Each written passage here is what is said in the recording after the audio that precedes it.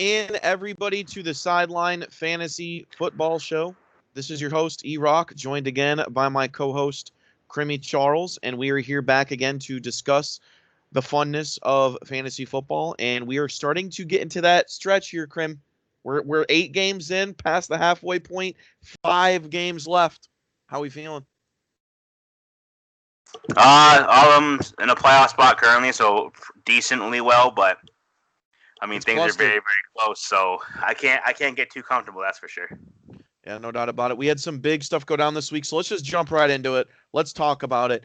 I kind of want to talk about these trades hand in hand because from the words that were used, it kind of sounded like they were in lieu of each other. Like one happened because of the other, and one was obviously a really big one. The other one was a straight swap for a player. We talked about it a little bit in the chat. You even said you were gonna wait to hold your comments for the show.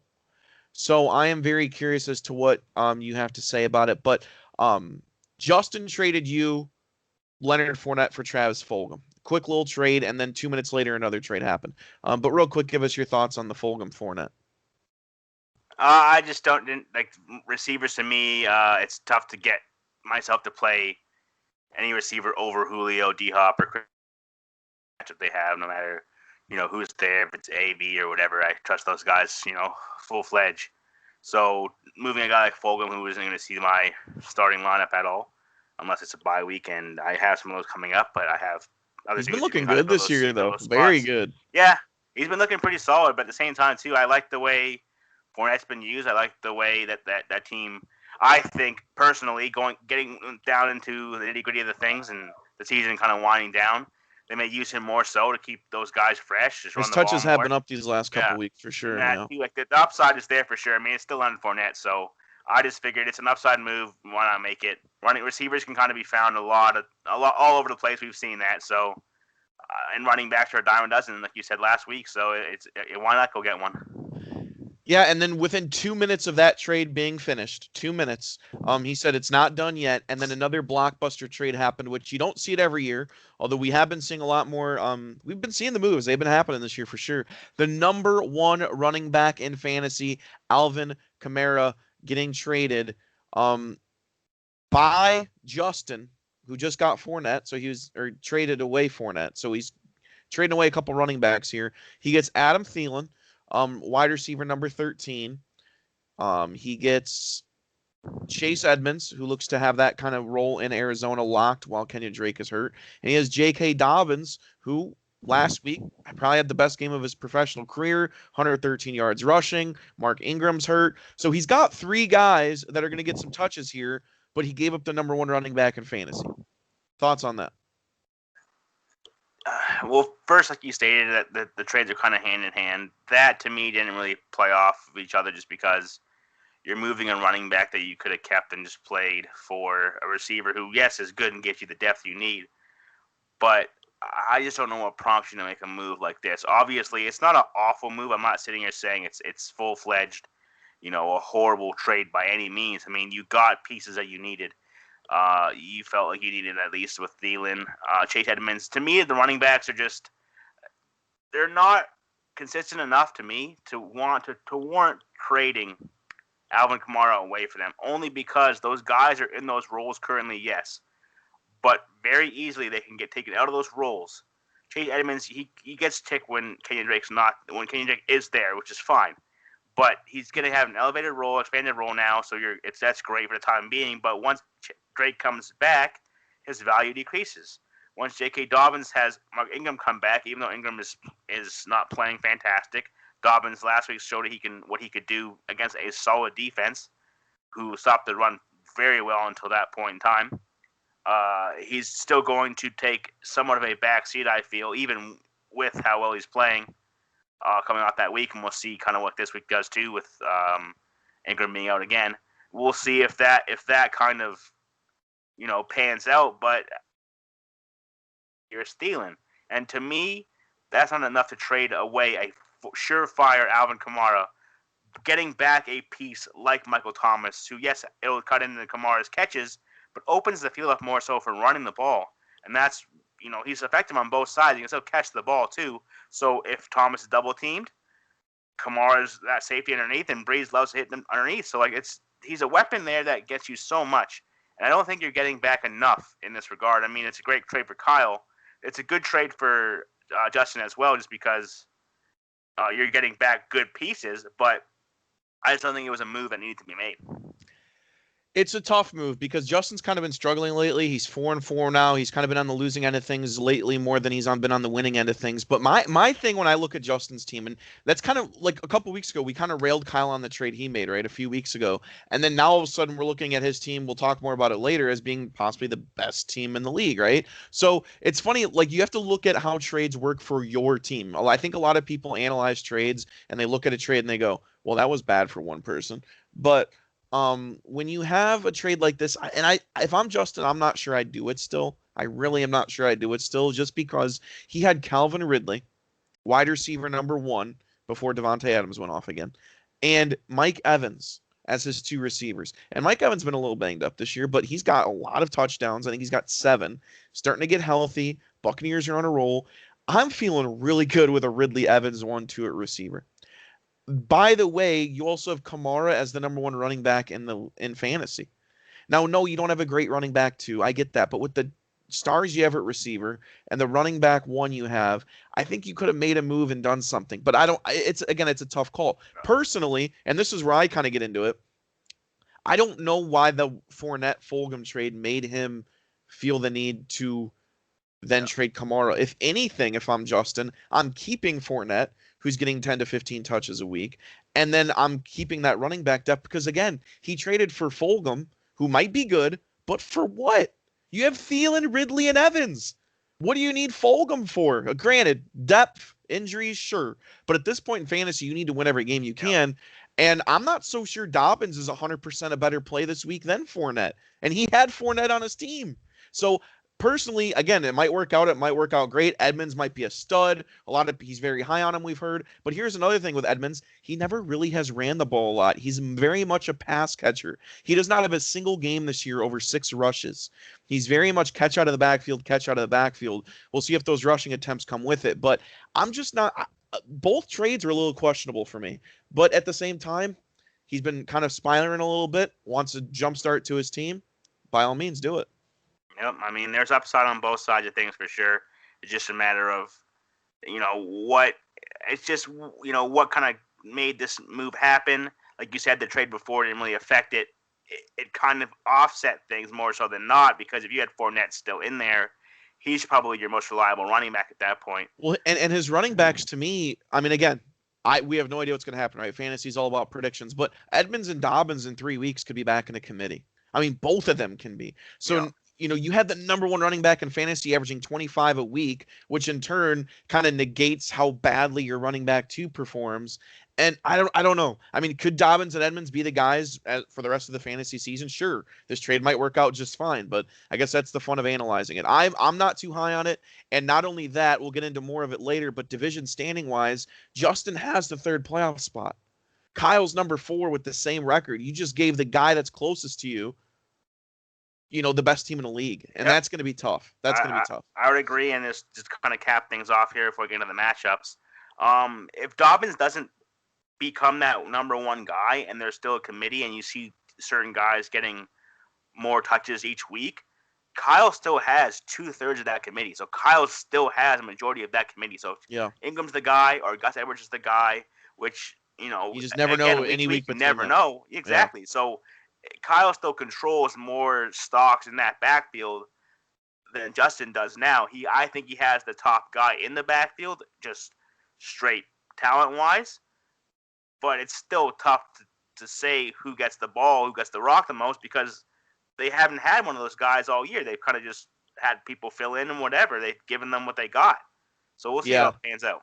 And I remember a trade very, very early in the year before a game was even played after the draft. It was, some talks between you and Dana, and he actually didn't make the trade because he thought it would make your team too good. And sometimes you have to wonder, fantasy, you got to look out for yourself, right? You got to make your team better.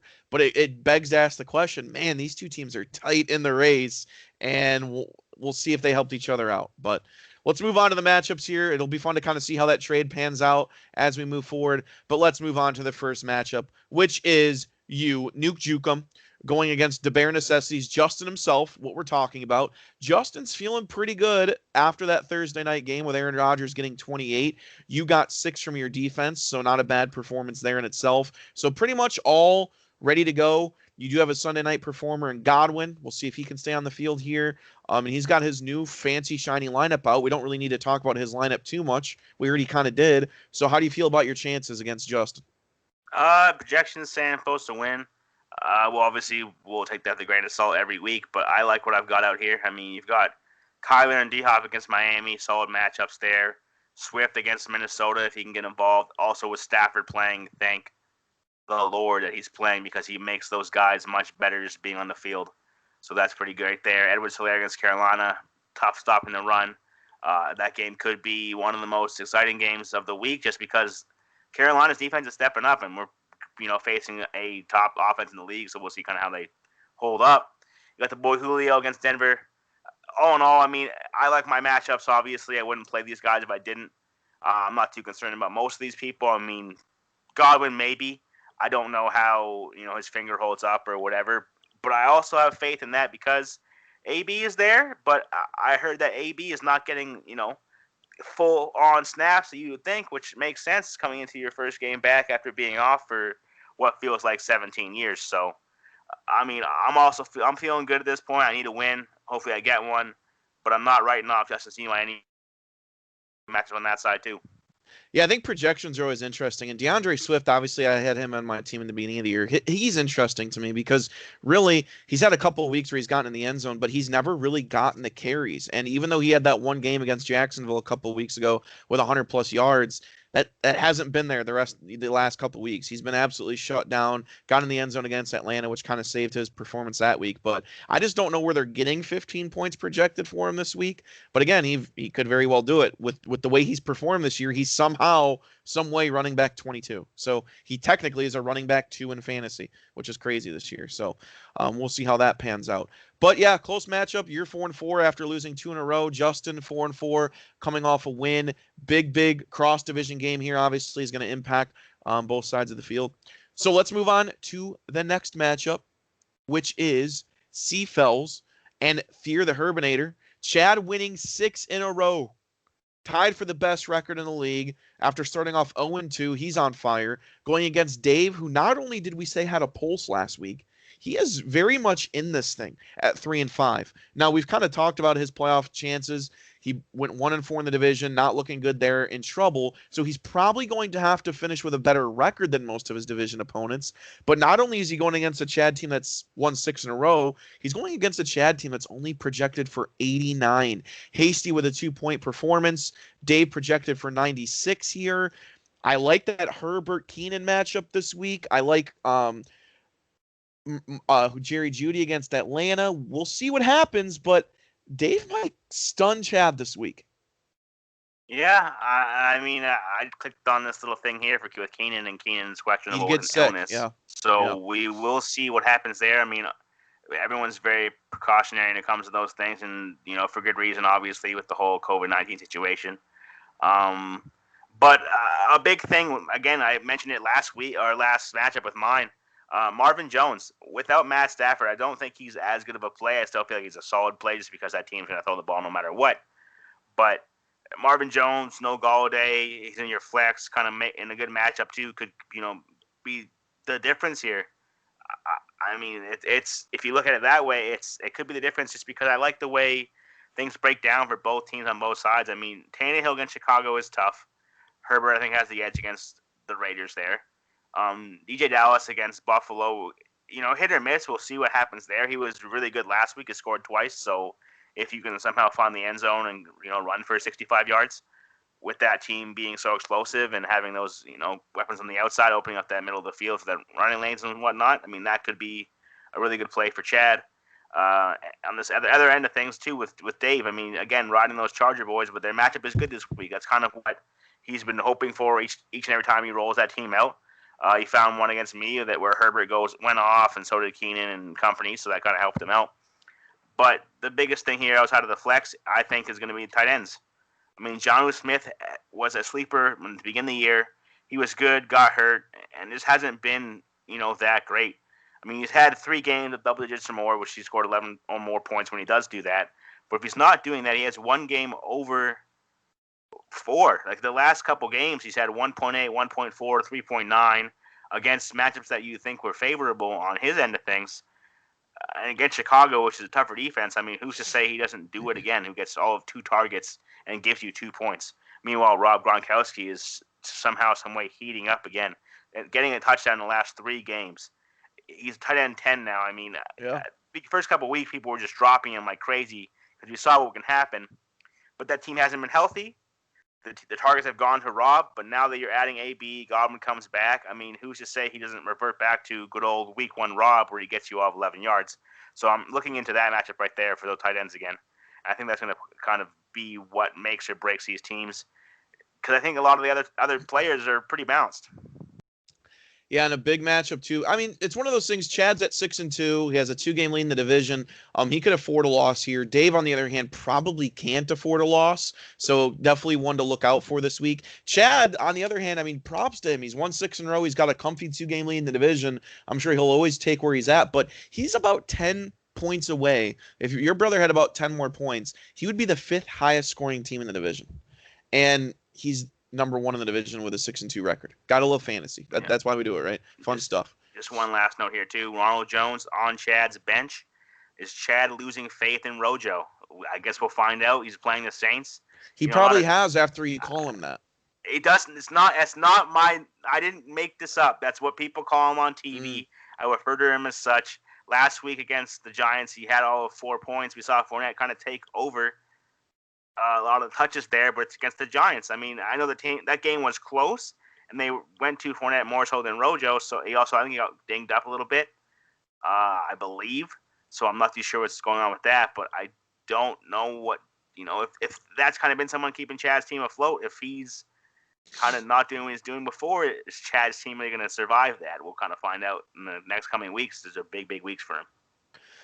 All right, moving on to our next matchup. Speaking of your brother, we got Chop Squad versus the Brady Bunch. Dana is on his last legs here. Started off 2-2, 2-6 now.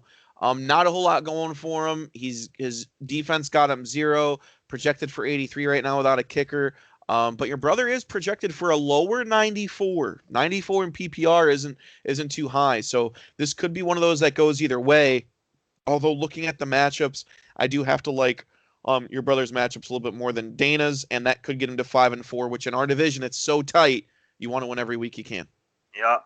And I don't know if some of like Freaky Friday type of shit was going on, or Dana and Dave were in the same room and did some spinning around bullshit and then kind of swapped bodies, or I guess swapped fantasy teams at this point, because we saw Dave a couple weeks ago or 2 weeks ago just claiming he was done. It was over. He was out of it. And Dana was sitting here, ready to make a playoff push. And now we see Dana here, he could very well fall off the cliff here at this point with a loss, dropping to 2-7. And Dave's now somehow back in the thick of things. So it's very weird to see.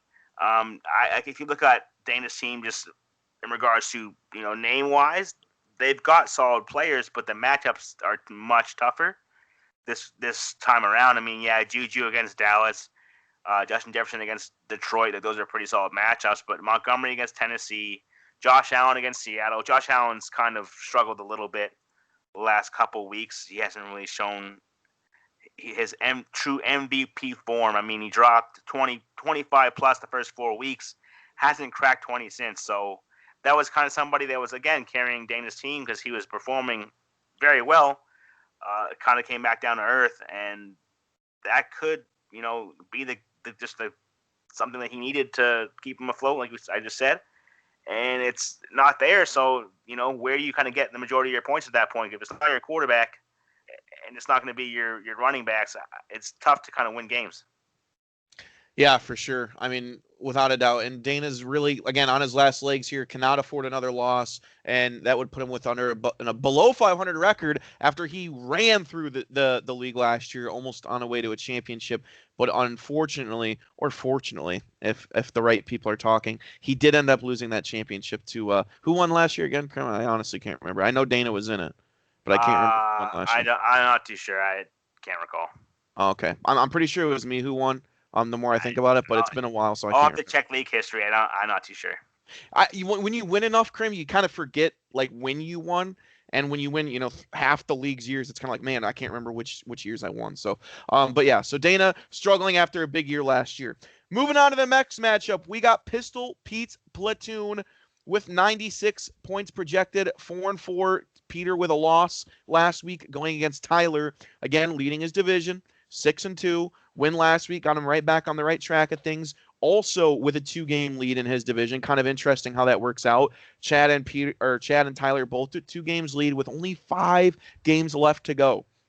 So in instance, a win here, no matter what, keeps him 2 games up with 4 to go.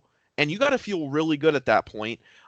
Tyler projected for 109. Peter only 96. Aaron Jones got Peter 10. I'm sure he was hoping for a little bit more than that. But right now, Tyler, who is the division leader, is projected for the win, which for our division's sake we would like. But what do you think is going to happen here? I'm not too sure. I mean, I'm very surprised Aaron Jones went only for 10 because the first drive of the game he had 5. Yeah. So to finish the game with 10 is, it's just kind of, it hurts to see. But Peter could kind of catch a break here. I know that he's picked up Tony Pollard just in case, but the matchup again is not favorable. Ezekiel Elliott, questionable with a hamstring injury, trending down according to the notes here to a game time decision which was there, but right it's when he gets looking very McCaffrey bleak. back, right? Looking very bleak for Zeke. And that's the thing. Like that, you want those guys on your team. You want to sit there, look at your roster bait a little bit. You see Zeke's smiling face. You see McCaffrey back in there. You're feeling great. And then one of them has to go down. I mean, we don't know how long this happened. This injury is going to last. If this team is going to be cautious with this injury, and if Zeke's not feeling 100%, they have a bye week next week, so it could help out quite a bit. But do you really come back after the bye week? I know you just paid this man, but do you come back and just say, "Hey Zeke, we're going to give you the brunt of the work"? Still, we don't care about next year. Like your season at this point in time, I think you're still competing somewhat in that division because it's so crap over there. But if you think in your back of your head you're not going to make the playoffs, is this at the point in the year where Zeke's touches go down and down and down until eventually he That's just what kind you're of hoping for. I can see you're trying to talk no. yourself into it. I'm not hoping for that. I want to see Zeke play football, man. Like I love me some Zeke. I moved him because of the team itself, but I do love me some Zeke. I traded him away twice, but I love me some Zeke. So that's unfortunate for Zeke and company, obviously. But again, you still got Mahomes, you got McCaffrey, you throw in Pollard, you can kind of probably get the same production, if not more, because Pollard's somehow, some way been outperforming Zeke. But yeah, and the thing too is Tyler's team's not full force. He's projected for 109. This is with Robert Woods on a bye.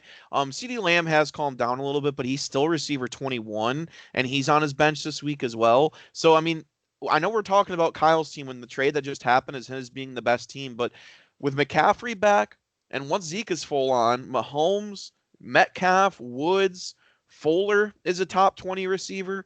Tyler's team's going to be right there as well, and he's proven it being at 6-2 in his division. So Peter could really use a win, try to snake one out here against Tyler, but we'll see. It's tough. Tyler's team is really, really good.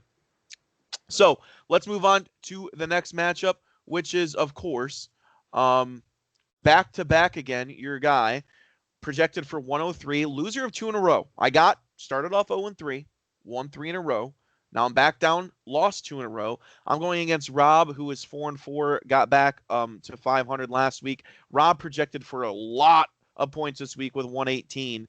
I'm projected for 103. Michael Thomas should be on the field this week for me for the first time.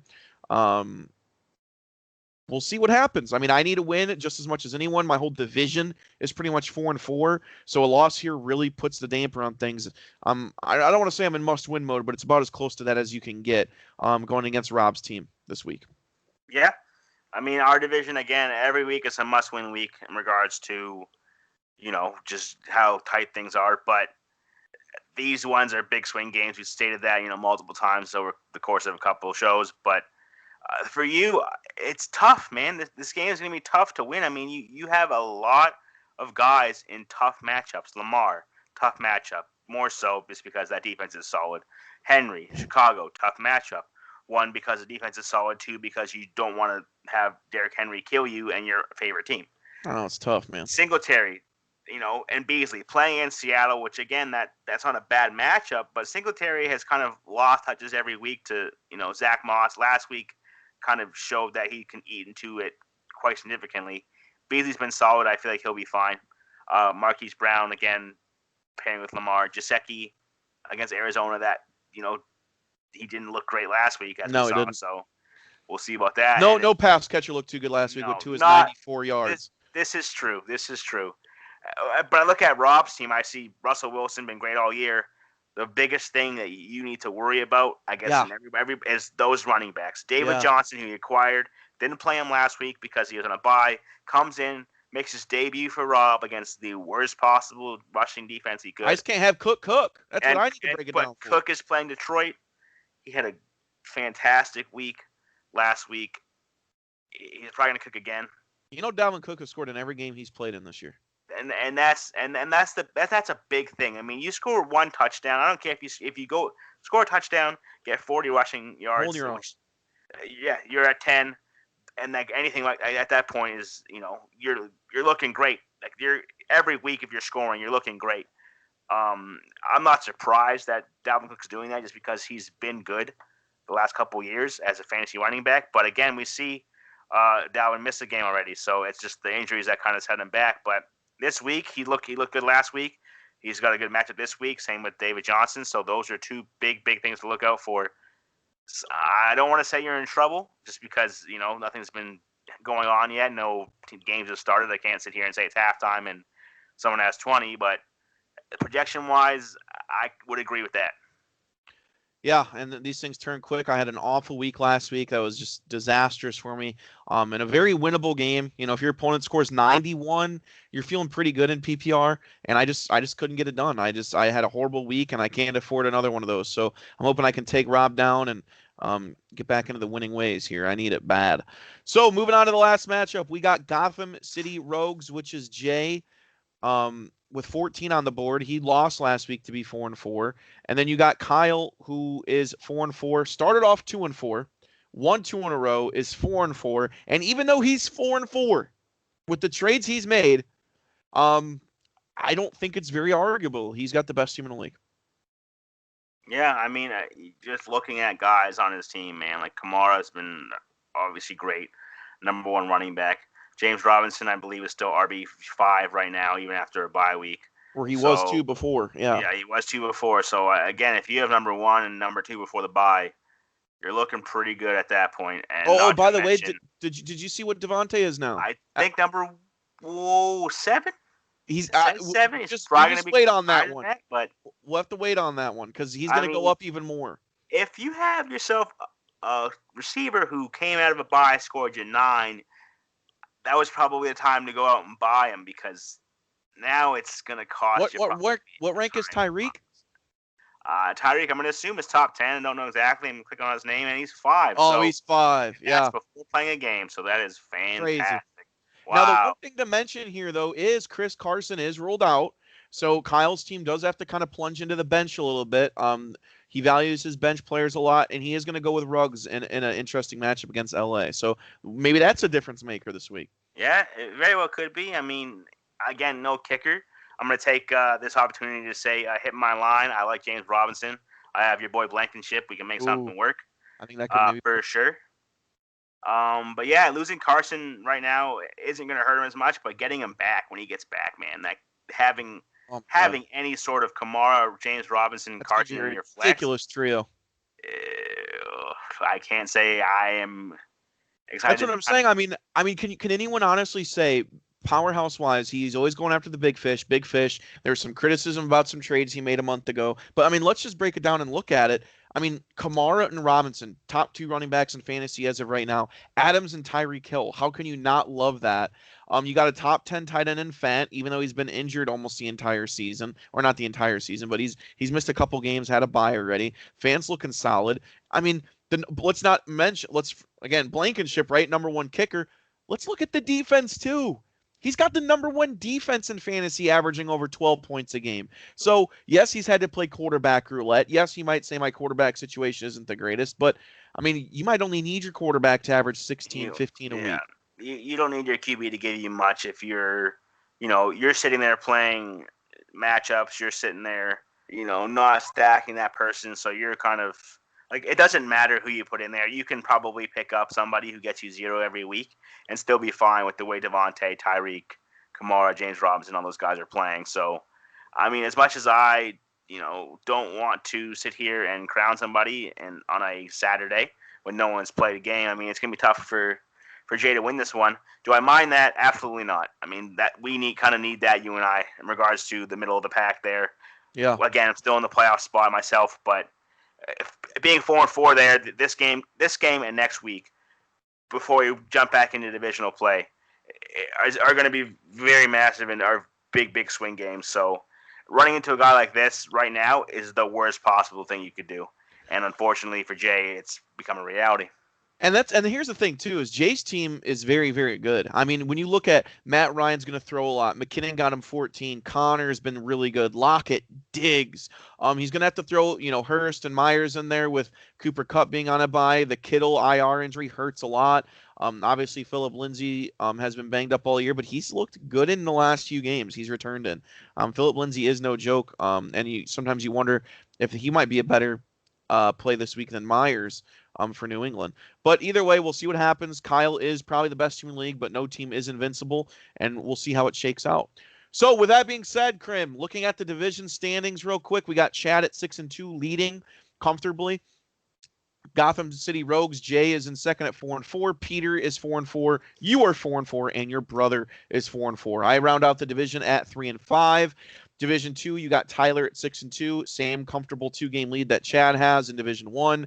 Rob at 4-4, Justin at 4-4, Kyle now back at 4-4, while Dave still with a pulse at 3-5, and Dana barely hanging on by a thread at 2-6. Anything kind of last thoughts to kind of say what was going on here? Trade deadline, less than 7 days away, or about 7 days away. Your player must be involved in a trade before he plays a game next week. Do you expect to see any more hot stove blockbusters going on, or what's going on? I don't know necessarily blockbusters, but I do think that, again, the guys who are up top might be trading for, one more stud, but the guys who are still clawing away, I don't know. With things being this close and people not really knowing where they stand, we may not see any trades. It wouldn't surprise me. We might not. And that's the thing, is people are so close, and it does it not start rolling in your head? Like, if you try to make a trade at Peter or Jay, it's like, man, if I'm wrong on this trade, I'm only shooting myself in the foot, not only with my team but my division. And again, that's where it's tough. Like the Jay and the Justin and the Kyle trade, it's like, man, you might be just not only shooting yourself talent-wise with your team, you might be shooting yourself in the foot playoff standing-wise, because some of the trades you're making are with dudes that are tied with you. It's very complicated. I've never seen it quite this close before. Make a great point. It's kind of why I've kept myself on the other side of the pond, trying to move for players over there. Obviously, there are players over here I would want, but I'm not trying to be the person who kind of, like you said, shoots myself in the foot with that trade. So we'll see what happens this week again for Chad and for Tyler. It's big weeks. I mean, you guys are 6-2. You have a 2-game lead. Say you lose this week, that's a big swing game again. Huge. Some of those guys that are 4-4 become, 5-4 at your 6-3. Next week is the last week before we get back into the divisional play. So depending on who you play, you might lose your tiebreakers. You might end up wrapped up again. You're looking at points at that point. And again, for Chad, I mean, someone like Chad who doesn't have the most points in the division, he's actually the second least scoring team in the division. Getting 1-1 with some of those guys and coming down to points can be massive. Yeah, and that's the thing too, is I keep saying they're comfortable at 6-2, which they are. A 2-game lead right now is pretty significant in the division. But like you said, one loss, couple wins from the teams under them.